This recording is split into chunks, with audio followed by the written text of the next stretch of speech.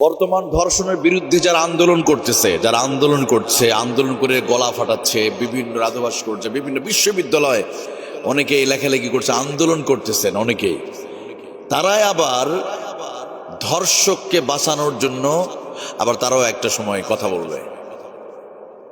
কি জন্য জানেন? হ্যাঁ, তারাও কথা বলবে।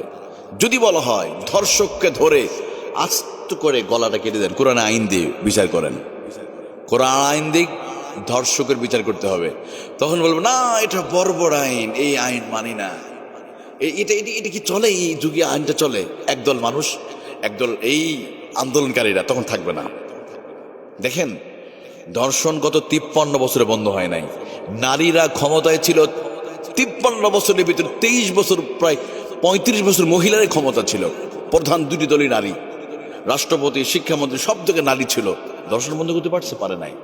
কিন্তু আল্লাহ তাআলা আমাদের কমিটমেন্ট করছে 53 বছর 53 মিনিট লাগবে না, 24 ঘন্টার ভিতরে ধর্ষণ বন্ধ হবে যদি আমরা কোরআনে আইন সূরা নূরের আয়াত দিয়ে যদি আমরা বিচার করতে পারি। ধর্ষণ এমনি বন্ধ হবে। যদি আমরা এই কথা যখন বলি, তখন অনেকের আছে না, হ্যাঁ হুজুররা, মোল্লারা কোরআনে আইন দিয়ে বিচার করতে হবে, কোরআন আইন দিয়ে মাথা কল্লা কেটে ফেলতে হবে। না, এই আইন আমরা মানি নাই, বর্বর আইন, এই যুগে এটা চলে না, এই আইন আমরা মানি না। তো কোরআন আইন যতদিন না মানবেন এইরকম হবে। আপনারা 8 মার্চ দিবস পালন করবেন, হুদা কোনো লাভ নাই। যারা আজকে আন্দোলন করতেছে তারাই আবার কোরআনের বিরুদ্ধে দাঁড়িয়ে যাবে। এই জন্য আল্লাহ তাআলা বলেন ধর্ষণ বন্ধ করার জন্য 53 বছর লাগবে না, 53 মিনিটও লাগবে না, 24 ঘন্টার ভিতরে ধর্ষণ বন্ধ হয়ে যাবে কোরআন আইন দিয়ে যদি ধর্ষকের যদি বিচার করা হয়। বিশ্বনয় একজন ধর্ষককে বাইতুল মুকাররমের সামনে ধরে নিয়ে আসেন। বাইতুল মুকাররমের সামনে এনে ইমাম সাহেব তেলাওয়াত করে সূরাতুন নূরের 2 নম্বর আয়াত তেলাওয়াত করবে। এ দেশের 40টা টিভি চ্যানেল, সমস্ত ফেসবুকে লাইভ দেখানো হবে ধর্ষণ করার জন্য তার প্রকাশ্যে গলা কাটা হচ্ছে। আল্লাহর কসম করে বলি 24 ঘন্টার ভিতরে ধর্ষণ বন্ধ হয়ে যাবে। আগামী 40 বছরের ভিতরে কোনো ধর্ষণ হবে না। আল্লাহ এটা কোরআনে বলে, فمن تبع هداي فلا خوف عليهم ولا هم يحزنون।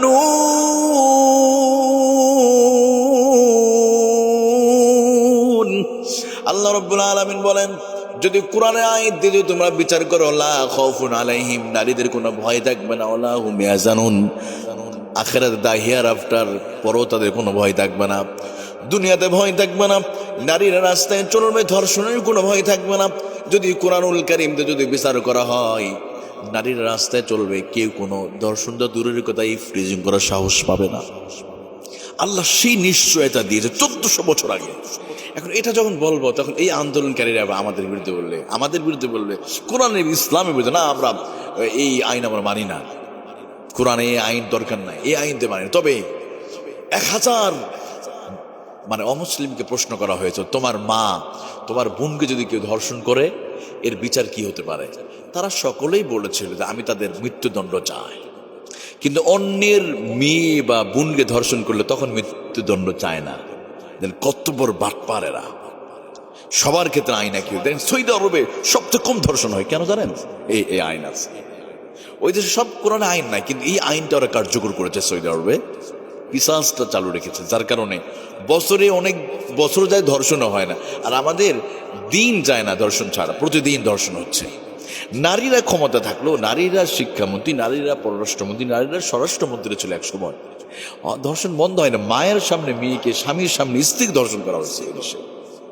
কারণ ওই যে কোরআন আইনকে আমরা বাইপাস করেছি, মানুষ আইন দিয়ে করতে সম্ভব হয় না। আল্লাহর কসম করে বলি 24 ঘন্টার ভিতরে ধর্ষণ বন্ধ হবে। Go back to the universal book and Prophet Muhammad sallallahu alaihi wasallam. যদি কোরআনের কাছে ব্যাক হয়ে যেতে পারেন, রাসূলুল্লাহ আদর্শ হয়ে যেতে পারেন। আসসালামু আলাইকুম। চ্যানেলটা সবাই সাবস্ক্রাইব করে রাখবেন ইনশাআল্লাহ। আর ভালো লাগলে লাইক ও কমেন্ট শেয়ার করবেন। সবাই পাশে থাকবেন ইনশাআল্লাহ।